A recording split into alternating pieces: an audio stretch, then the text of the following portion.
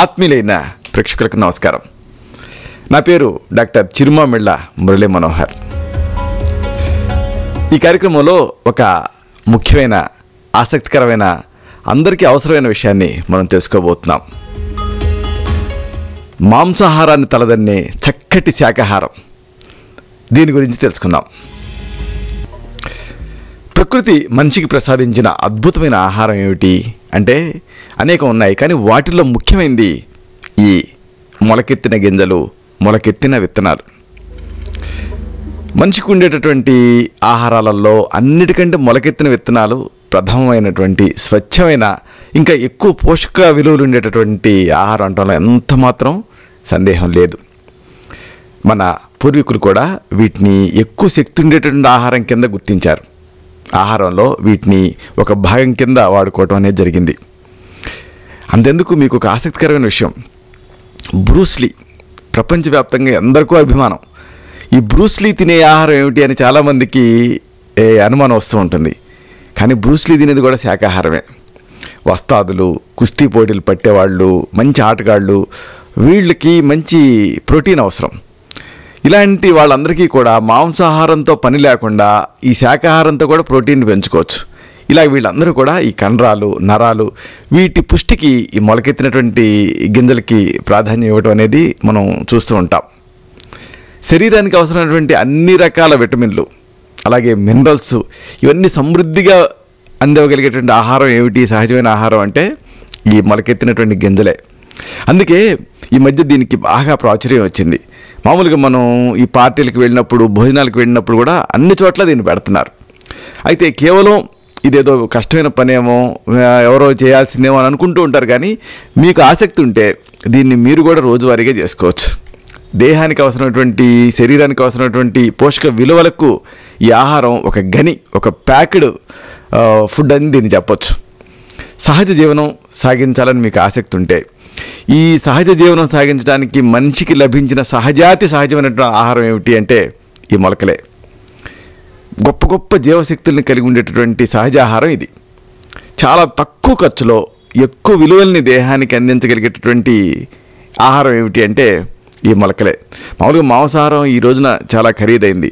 పైగా దీంతో అనేక సెంటిమెంట్లు, ఎన్నో అనవసరంగా మనం బతకాలంటే వేరే దాన్ని హింసించాల్సిన, సంపాదించినటువంటి అవసరం లేకుండానే ఈ సహజమైనటువంటి ఆహారాన్ని తీసుకోవచ్చు. దీంట్లో ఎన్నో ఎంజైమ్లు ఉన్నాయి. మనిషి కేవలం ఈ పళ్ళు, కూరలు వీటిని తిని మాత్రమే జీవించడం కష్టం. కానీ ఒక మొలకెత్తిన గింజను సమృద్ధిగా తీసుకుంటే ఇంకొక ఆహారం మీద ఆధారపడాల్సినటువంటి అవసరం లేదు. 100 సంవత్సరాలు కూడా సంపూర్ణ ఆరోగ్యంతో మనిషి జీవితాన్ని సాగించవచ్చు. అంటే 100 ఇయర్స్కి చక్కటి ఆహారం తోడ్పడేది ఏమిటి అంటే ఈ మొలకెత్తినటువంటి గింజలే. ఈ గింజల్లో చాలా ప్రయోజనాలు ఉన్నాయి. వీటిని తెలుసుకుంటే ఆశ్చర్యం వేస్తుంది. ఉదాహరణకు ఎండిన గింజల్లో ఉండేటటువంటి పోషక విలువలతో పోలిస్తే మొలకలు వచ్చిన గింజలలో ఆశ్చర్యాన్ని కలిగించే విధంగా ఈ విలువలు అనేవి పెరుగుతాయి.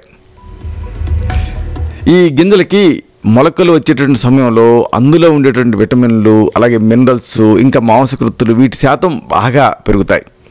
అలాగే పిండి పదార్థాలు కొంత శాతం తగ్గుతాయి. ఇది ఆసక్తిని కలిగించే విషయం. ఎండిన గింజ ధాన్యాలలో చాలా తక్కువ నీటి శాతం ఉంటుంది.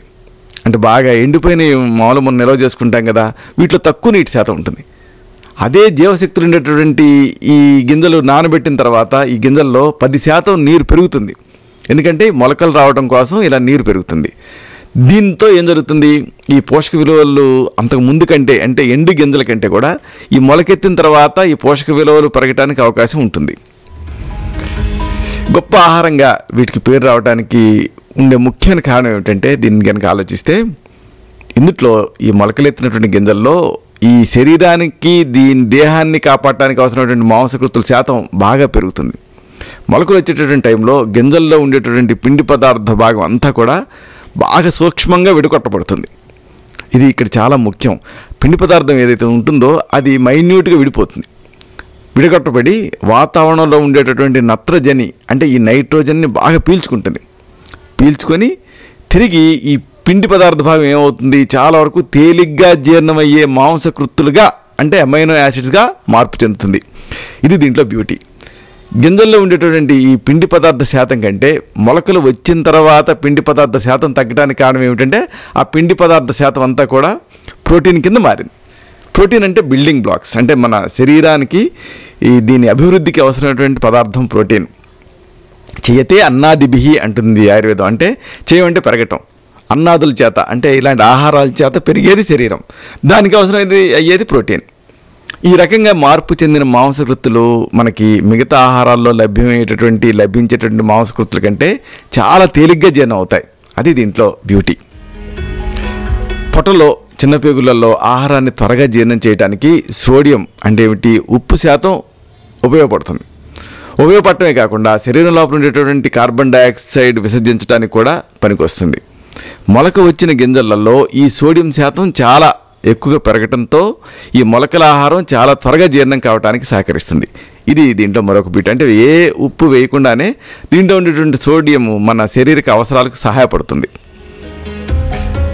ఎండిన గింజలు, ఎండిన ఆహార పదార్థాలలో విటమిన్ సి చాలా కొద్దిగా ఉంటుంది. అవే గింజలను నానబెట్టారనుకోండి, మొలక గట్టించారనుకోండి, అప్పుడు వాతావరణంలో ఉండేటువంటి మూలకాలని ఈ నానబెట్టేటప్పుడు పీల్చుకుంటాయి. గింజలు పీల్చుకొని విటమిన్ సి శాతం ఊహించినంత పెరుగుతుంది. మొలకలు వచ్చిన గింజలలో విటమిన్ సి ఎక్కువగా ఉండటం కారణంగా ఏం జరుగుతుంది, మాంసకృతులు త్వరగా విభజింపబడతాయి, అంటే డివైడ్ అవుతాయి. అలాగే ఇందుట్లో ఉండేటటువంటి ఐరన్ పేగుల నుంచి త్వరగా రక్తంలోకి వెళ్ళి కలవటానికి విటమిన్ సి అనేది సహకరిస్తుంది. అంటే విటమిన్ సి ప్రత్యేకంగా మనం కలపకుండానే దాన్ని అది తయారు చేసుకుంటుంది.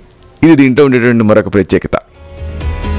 మొలకలు వచ్చేటటువంటి టైంలో అందులో లభ్యమయ్యేటటువంటి ఎంజైమ్ అమైలేజ్ కారణంగా ఈ గింజల్లో ఉండేటటువంటి పిండి పదార్థం తేలిగ్గా జీర్ణమయ్యే షుగరు అంటే ఈ గ్లూకోజు అలాగే సుక్రోజుల కింద మార్చబడుతుంది. అలాగే ఈ మాంసకృత్తులు అయితే అమైనో యాసిడ్స్ అలాగే అమైన్స్ కింద విడగొట్టబడతాయి. ఇక కొవ్వు అలాగే నూనె పదార్థాలు అయితే ఎంజైమ్ లైపేజ్ వల్ల ఈ ఫ్యాటీ యాసిడ్స్ కింద మార్పు చెందుతాయి. ఈ రకమైనటువంటి మార్పులు మొలక వచ్చేటటువంటి టైంలోనే చోటు చేసుకుంటాయి. కాబట్టి ఈ ఆహారం పేగులకి శ్రమ లేకుండా తక్కువ టైంలోనే జీర్ణమయ్యేటట్టు చేసి శరీరానికి శ్రమను తగ్గిస్తుంది. అంటే దాంట్లోనే అవన్నీ ఉన్నాయి కాబట్టి శరీరం అదనంగా ఎంజైమ్ని వీటన్నిటిని విడుదల చేయాల్సినటువంటి అవసరం లేదు.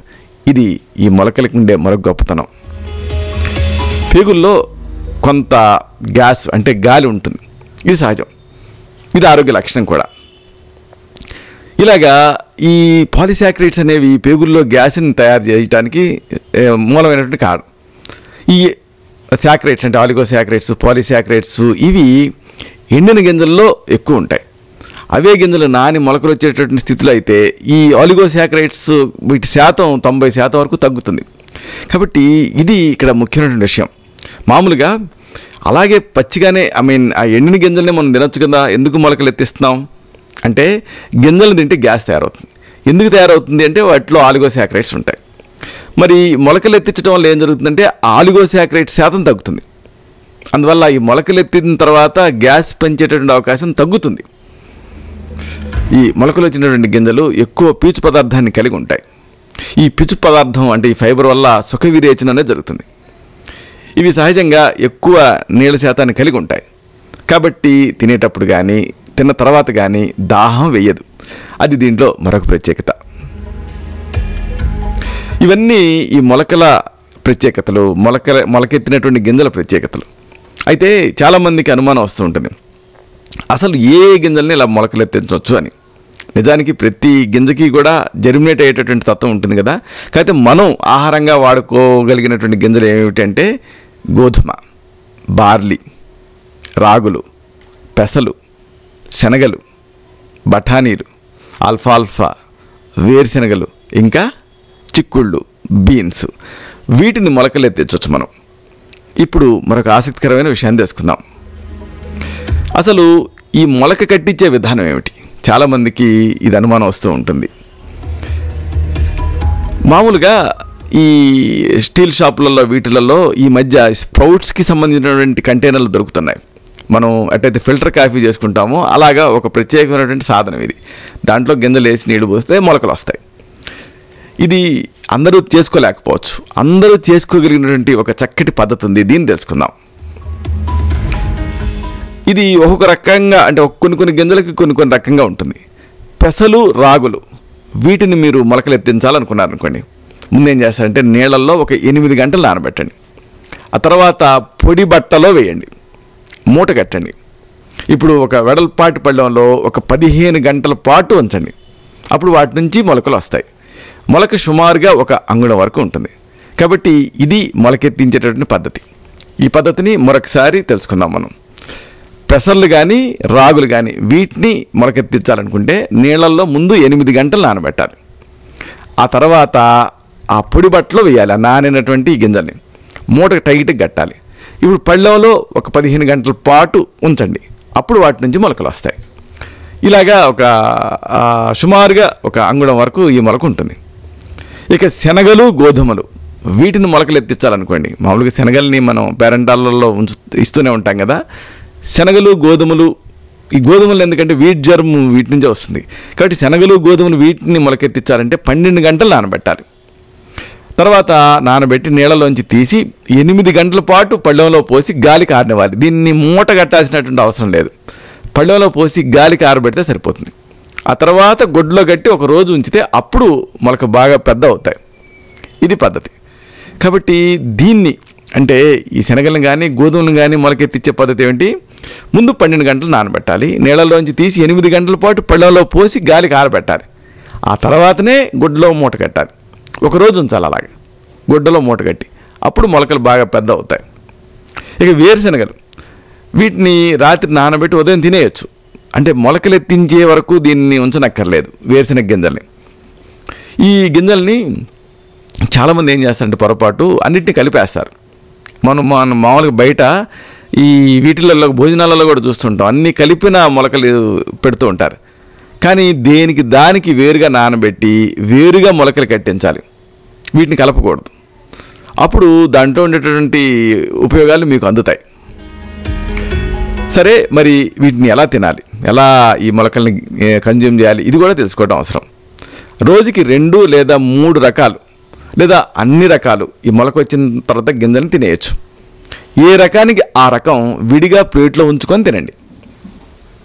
అన్నీ కలుపుకొని తినడం అనేది మంచిది కాదు. ఎందుకంటే కొన్ని గింజలు లావుగా ఉంటాయి, కొన్ని గింజలు ఏమో సన్నగా ఉంటాయి. ఉదాహరణకు వేరుశనగ గింజలు చూడండి, లావుగా ఉంటాయి. రాగులు సన్నగా ఉంటాయి. కలిపి తింటే ఏమవుతుంది, వేరుశనగ గింజలు ఏమో పెద్దగా ఉంటాయి కాబట్టి ముందు నలుగుతాయి. అప్పుడు అది పిండిలాగా అవుతుంది. పిండి అయినటువంటి పదార్థాన్ని నాలిక మింగటానికి నెట్టేస్తుంది. ఆ మింగే పిండి పదార్థంతో పాటు చిన్నగా ఉండి పళ్ళ కింద పడినటువంటి రాగులు ఏం చేస్తాయి, ఈ నలగవు కదా, అందుకని వీటిని మింగేస్తాం. అంటే వేరుశనగలనేమో నవ్వులుతాం, రాగులు మింగేస్తాం కలిపి తింటే. అప్పుడు అన్ని గింజలకి కూడా తొక్క ఉంటుంది. ఈ తొక్క లోపలికి వెళ్ళి ఆ జీర్ణ రసాలు అంటే యాసిడ్స్ ఉంటాయి కదా, ఈ లోపలికి వెళ్ళిన తర్వాత ఈ యాసిడ్స్ గింజ లోపలికి వెళ్లకుండా ఈ తొక్క అనేది అబ్స్ట్రక్ట్ చేస్తుంది. నవిలితే జీర్ణరసాలు లోపలికి వెళ్ళి జీర్ణం చేయగలుగుతాయి. తొక్క అబ్స్ట్రక్ట్ చేస్తుంది, వెళ్ళనివ్వదు. కాబట్టి అలాగా చిన్న గింజ జీర్ణం కాదు. జీర్ణంగాని ఈ గింజలు ఏమవుతాయి, సరిగ్గా నమలలేదు కాబట్టి ఆ విరేచనంలో బయటకు వచ్చేస్తాయి. అంతేగాని శరీరానికి వీటితో ప్రయోజనం అనేది ఉండదు. అందుకని ఏం చేయాలంటే ఏ రకానికి ఆ రకం గింజల్ని విడిగా తినాలి. పూర్తిగా నోట్లో పేగుల లోపల జీర్ణమయ్యేటువంటి అవకాశం ఇలాగా విడివిడిగా తింటే ఉంటుంది. మొలకలు వచ్చినటువంటి గింజలలో నిమ్మరసం పిండుకొని తిన్నారనుకోండి, లాలజలం కాస్త ఎక్కువ తయారవుతుంది, త్వరగా నవలటానికి మీకు వీలుంటుంది. అలాగే ఖర్జూరం ఇలాంటి పళ్ళతోటి తిన్నారనుకోండి మొలక కట్టిన ఆహారాన్ని, బాగుంటుంది. ముఖ్యంగా గోధుమల్ని ఖర్జూరంతో కలిపి తింటే గోధుమల్లో ఉండేటువంటి ఆ జిగురు, ఆ గ్లూటెన్ అనేది పోయి గోధుమలు తేలిగ్గా మింగటానికి వీలవుతుంది. రోజు కూడా ఇలాగా మొలక కట్టినటువంటి ఆహారాన్ని తింటూ ఉండాలి. అయితే ఎంత తినొచ్చు అనేది కొంతమందికి అనుమానం వస్తుంటుంది. మామూలుగా రికమెండెడ్ డోస్ ఎంత అంటే ఫైబరు ఒక రోజుకి 30 గ్రాములు. కాబట్టి వీటిని తినడానికి నిజానికి కొలత అంటూ ఏం అక్కర్లేదు. మీరు ఎంత తినగలిగితే అంత తినొచ్చు ఈ కొలతకి లోబడి. కాకపోతే ఇక్కడ ఏంటంటే మొదట్లో మీరు అన్నప్రాసన రోజు ఆవకాయలాగా మరీ ఎక్కువ తినకూడదు, క్రమంగా పెంచుకుంటూ వెళ్ళాలి. కొత్తలో ఇలా తింటే ఏమవుతుంది, గ్యాస్ తయారవుతుంది. క్రమేపీ అలాగే మీరు తింటూ ఉంటే శరీరం దానికి అలవాటు పడి గ్యాస్ అంతగా తయారు కాదు. కాబట్టి అన్ని రకాల పోషక విలువలు ఉండేటటువంటి శక్తిని ప్రసాదించేటటువంటి చౌకైన ఆహారం ఈ మొలకెత్తినటువంటి గింజలు. ఉదయం దీన్ని తినడం మంచిది. ఒకవేళ తినడానికి మీకు కుదరలేదనుకోండి, అప్పుడు మధ్యాహ్నం టైంలో కూడా బాగా ఆకలైనప్పుడు అప్పుడు తినొచ్చు దీన్ని. ఇవి తిన్న తర్వాత, ఈ మొలకెత్తిన గింజలు తిన్న తర్వాత 2 నుంచి 3 గంటలు పొట్టకి విశ్రాంతినివ్వటం మంచిది. అందులో ఈ తేలిగ్గా జీర్ణమయ్యేటటువంటి మాంసకృత్తులు పెరుగుతాయి కాబట్టి మధ్యాహ్నం పూట తిన్నప్పటికీ కూడా అపకారం ఉండదు. పెసలు, శనగలు వీటితో పాటుగా కాస్త పచ్చి కొబ్బరిని కూడా మీరు కలిపి తింటూ ఉన్నారనుకోండి, బాగా రుచిగా ఉంటాయి. అంటే ఏదో గడ్డి తింటున్నానన్న ఫీలింగ్ మీకు ఉండదు, రుచిగా ఉంటుంది. ఈ కొబ్బరి కూడా అంతే, మీకు కావాల్సినంత మోతాదులో వాడచ్చు. ఇవన్నీ కూడా శరీరానికి మంచి ప్రాణశక్తిని అందించేటువంటి చక్కటి ఆహారం. ఇలాగా ఈ మొలకెత్తినటువంటి గింజల్ని వాడుకోండి, చక్కటి ఆరోగ్య లాభాల్ని పొందండి. ఇలాగా నాకు వీలైనప్పుడల్లా ఈ వీడియోలని అప్లోడ్ చేస్తుంటాను. ఎందుకంటే కన్సల్టేషన్ టైంలో ఆయుర్వేదంలో పథ్యాలు అనేవి సూచించడం జరుగుతుంది. కానీ ఏ డాక్టర్ అయినా కన్సల్టేషన్లో 5, మహా అయితే 10, ఇంకా మహా అయితే 15 నిమిషాలకు మించి కేటాయించలేడు. కానీ ఒక విషయం గురించి మీరు సమగ్రంగా తెలుసుకుంటేనే ఆ విషయం మీద మీకు పట్టు వస్తుంది. దానికి నేను ఎంచుకున్న విధానం ఈ వీడియోలు. ఈ వీడియోలోని సమాచారం నచ్చుతుందని మీకు అనిపిస్తే ఈ ఛానల్ని సబ్స్క్రైబ్ చేసుకోండి. అలాగే ఈ వీడియో తాలూకు లింక్ని మీ సర్కిల్స్తో షేర్ చేసుకోండి. అప్పుడు దీంట్లో ఈ సమాచారం మిగతా వాళ్ళకు కూడా ఉపయోగపడుతుంది. ఇలాంటి మరిన్ని ఆసక్తికరమైన విశేషాలని తిరిగి ఇదే కార్యక్రమాల పరంపరలో మనం కలుసుకున్నప్పుడు సవివరంగా, సహేతుకంగా, సమగ్రంగా తెలుసుకుందాం. శతం జీవ శరదో వర్ధమానః, శతం హేమంతాన్ శతం వసంతాన్. 100 శరత్తులు, 100 హేమంతాలు, 100 వసంతాలు వర్ధిల్లుతూ జీవించండి. శుభం.